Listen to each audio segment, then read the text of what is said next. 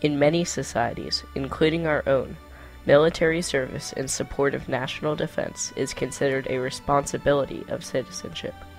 But even in our own country, not all of our citizens have been able to fulfill this responsibility.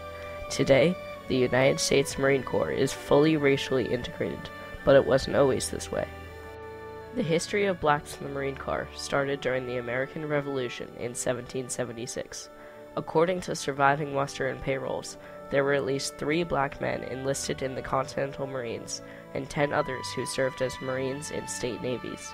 But afterwards, discrimination kept blacks out of the Marine Corps for over 160 years. They had to earn the right to fight.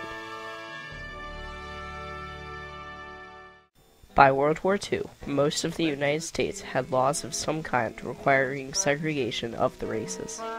Living under so-called Jim Crow segregation laws prohibited intermarriage and required that blacks have separate facilities for travel, lodging, eating and drinking, schooling, worship, housing, and other aspects of social and economic life. Failure to obey such rules could lead to arrest and imprisonment. For many African Americans, it was a world of boundaries and laws and strictures that dictated everything from where you could go to get a ham sandwich or a cold drink, to where you could live, where you could worship, where you could educate your children, and people had to be aware of that at all times. The Army was segregated, all blacks in the Navy served as messmen, and the Marine Corps followed a simple policy. It had not accepted blacks since it was formally established and would not now.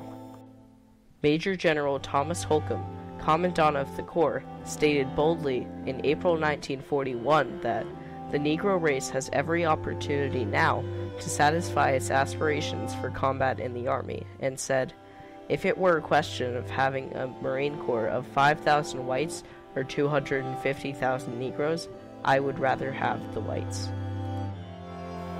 Black leaders, including the NAACP, were intensively lobbying the Roosevelt administration to end discrimination in the defense industry. Under pressure, President Roosevelt issued Executive Order 8802, banning discrimination in the defense industries and federal government. But the Marine Corps continued to resist. Yesterday, December 7th, 1941, a date which will live in infamy. The United States of America was suddenly and deliberately attacked by naval and air forces of the Empire of Japan. The black press was focusing on tying the war to the continued struggle for civil rights. A letter published in the Pittsburgh Courier on January 31st, 1942, posed the dilemma by asking, "Should I sacrifice my life to live half American?" and urged colored Americans to adopt the double V for double victory.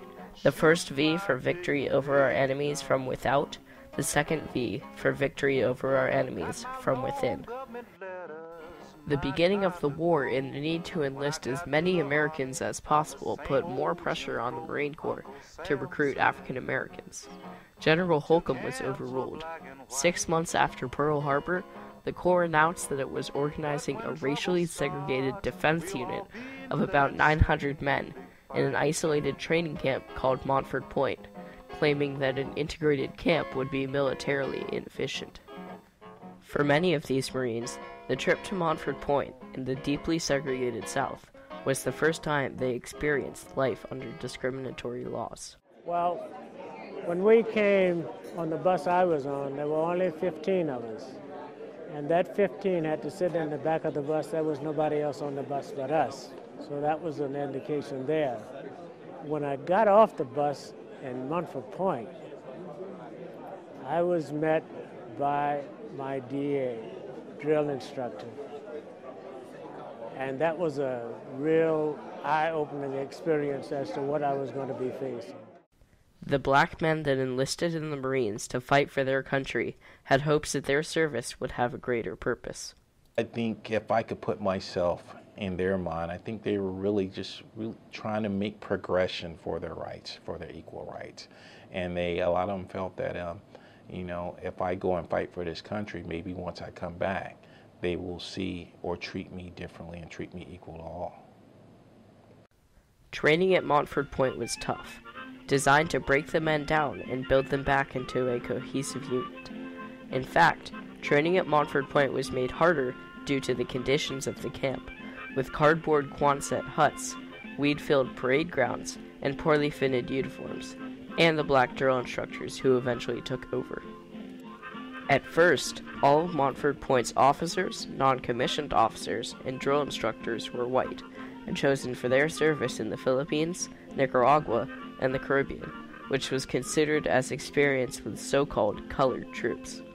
By late 1943, the white staff had chosen and trained recruits to replace the original drill instructors. The black DIs at Montford Point were even tougher because they knew that failure was not an option. One of these DIs was a former Navy man, Gilbert Hashmark Johnson, whom the men particularly disliked for his harsh treatment. But the black drill instructors were tougher on them than the white drill instructors. And you know, so you have these mixed opinions and mixed thoughts about that, because you understand the mindset of the black drill instructors. Okay, if we have to prove that we have the right to fight, we're going to be better than any other Marine that's out there. So vice just meeting the standard, they were pushing them to go above that bar. But the tough training paid off. In places like the Mariana Islands, Saipan, Tinian, Guam, Peleliu, Iwo Jima, Okinawa, Japan, and China, the Montford Point Marines served honorably throughout World War II. But overshadowing all of that success was segregation. The majority of the black Marines were put into service units, supplying ammunition and hauling supplies. Only 2 battalions were placed into combat roles, but only where the white Marines had already been to hold down controlled areas. But when these Marines were sent into battle to supply ammunition, they picked up the guns of their fallen comrades and started fighting. After hearing of the heroism of the African American enlisted men, Lieutenant General Alexander A. Vandegrift, Commandant of the Marine Corps, replacing General Holcomb, announced, "The Negro Marines are no longer on trial. They are Marines, period."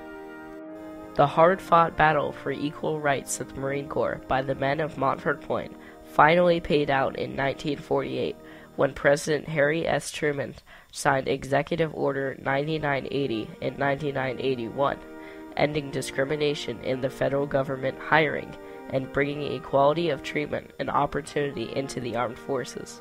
Between 1942 and 1949, more than 20,000 men were trained at Montford Point. But the end of segregation in the Marine Corps resulted in the deactivation of Montford Point in 1949. In 1974, Montford Point was renamed Camp Gilbert H. Johnson in honor of the late Sergeant Major Gilbert H. Hashmark Johnson. The Montford Point Marines left a huge legacy and a sense of patriotism for African Americans to come after them. But it's a special kind of patriotism to show your devotion to a country that doesn't treat you well.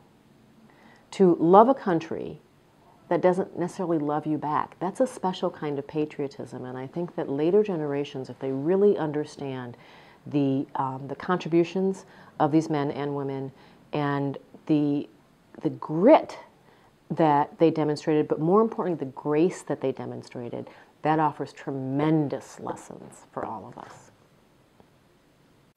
Over 67 years after World War II had ended, on June 27, 2012, the Marines of Montford Point were awarded the Congressional Gold Medal for acts of valor in 3 major wars: World War II, the Korean War, and the Vietnam War. Over 19,000 black Marines were trained at Montford Point. As of June 27, 2012, only 368 survived to receive this honor. It serves as a symbol honoring the legacy of the black Marines who earned the right to fight.